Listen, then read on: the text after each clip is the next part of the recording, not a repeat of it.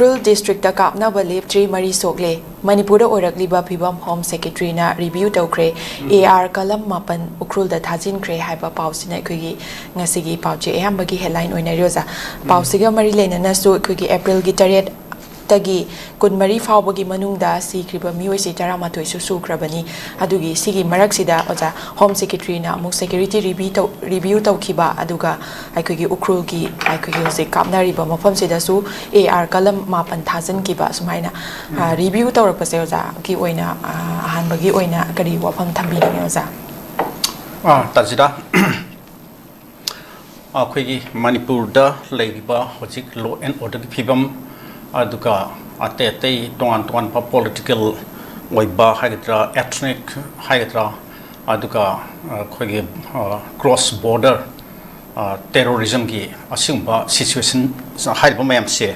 loinamak review tawi thabak se yam thina mathau tarabani koira ki matam de ki adam review tawram gatawani khoi May 3rd 2023 adutagi su hona adam review si yamna akan by strict review si adam continuously adam taw raga lakpiram gadon haitai adu hojik yare ngarang kanada khigi home secretary khigi maming du kari haiba home secretary adu hoi phare adu mahakna kan tawga chair lawraga khigi online virtual khigi conference ma tawre harga manipur da operate tawriba security force singi okay Assam Rifles ke kanage DG Lieutenant General adigi ate army gi aduga atop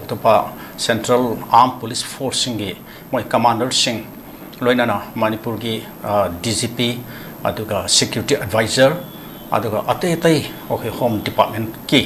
oi ba am sumari lene ba official sing yauna mi phama pangthoktana hojik leiba Manipur da thoi ba thodo athok mayam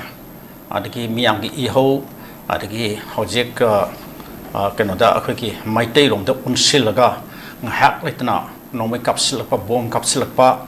aduga asigo apum simokti yawra yawda brid khangsit ko aina sum keno speculative jabai wani habdi khanapum thoi yawpum thoi haizab dorini ain haizan ningi sina aduga hojek hojima kapnari ba haitare ne Jana sagi do Gobin Mohan haiba home secretaries hoi Gopi Mohan yes kas kai to dong na important oide madu pan pan da sam aina ngaktangi oina sam kan hu tawr pi wani kau thoki wani aduna hoje hosima kap na gi thabak sathari ba akhoi ki cookie terrorist sin cookie narco terrorist haitare ne hoi sigi kambusina amsa akhoi ki tangkhul naga wa khoi keno singi khunjingda adagi makhoi bu ngak sen le ba makhoi gi village guard singda nomi kapsin magi thogdo amse thokna ngarang chu makhoi hoje akhoi tangkhul village guard mari so e harisine ba hoi simgi wapam mayam asigumba mayam si ngarang ki makhoi gi review meeting du da khanai haiba ma akhoi sum hapet thengna re hoi adu dei da ka haine makhoi na kadai phu yongna sangsina yamna akhoi ki ground report se akupa mongda maiki kya dagi phangba lowba haitare ne akhoi public dagi phangba civil akhoi civilian sing dagi lowba adumba report ka duthi kasu pukhal laga khanar mane habsi thajde aduna makoina pukhalam ga wa phama bunga sa ki security force sing piriba Manipur police na piba makhoi akhoi kano tawraba refine tawraba edit tawraba atige adumba ki version haitare ne filter tawraba adumagi report sing aduga security force singizu Assam Rifles ki DG yawi ga haise Assam Rifles ki DG na Manipur ki damakta Manipur da oi de ban lei ba asyangba reality se ground situation se makhoina chap wakhum se kaidong na su akhoi national media da su phongdu palite tajida adagi akhoi ki home ministry da makhoina chap ground reality pibisu lite makhoi ki oiba makhoi ki own convenience da makhoi ki own advantage da makhoi na kana ga ba makhoi da kana ga ba makhoi da kari hani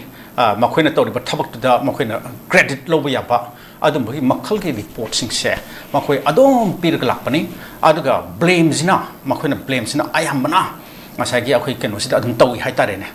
valley based haigadra valley da haiba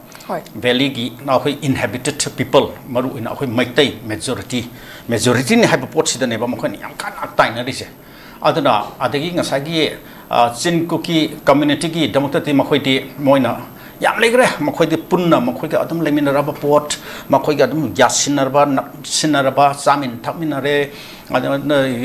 kano adum pulga adum lerabani na makhoi gi tamte aduga makhoi de karim da sohon gono makhoi bu safeguard to habasi ahoi center gi khoina chap document kari da khoina pibangam drga sune akhoi na dum khangba haitare adum bagi wafam si yamna standing order haitare adum ma leirabani na makhoi ngak sel ga adum la abani na makhoi da akhoi ki khitang ka hene negative chat ka da report se Assam Rifles ki DG na amsa ma ki ate gi kano sing ki battalion sing ki sing ki akhoi ki brigade sing ki commander sing na sector commander sing na ka pibu wafam se ta jira solai litrabane aduna manipur da ida tawri duni mahana ki akhoi ki DG ki Assam Rifles ki DG oramba retire mana national media channel kharada akhoi ki manipur da kino singna hoi sin ko kinar ko terrorist singna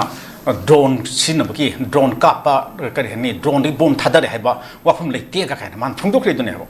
ado at the same time atopa army ki officer mayam kharana mayam natte khara akak na khara aduga hana ki retire term na kino leramba manipur dis commandant ko ina leramba BSF ki akhoi pk mishra gaina lermido BSF ki commandant oirami man ga ti phungdok re dune pa na seasonare asini ba sumana series the unfiltered unbiased amsung chap exact accurate ground reality se moin thambir di phadong ne ba ade thambi de ba Assam Rifles ki kambu se particularly ade army ki suni ate 57 mountain division leima khongda le kambu kari kara moi myam sina sune makhoi moi on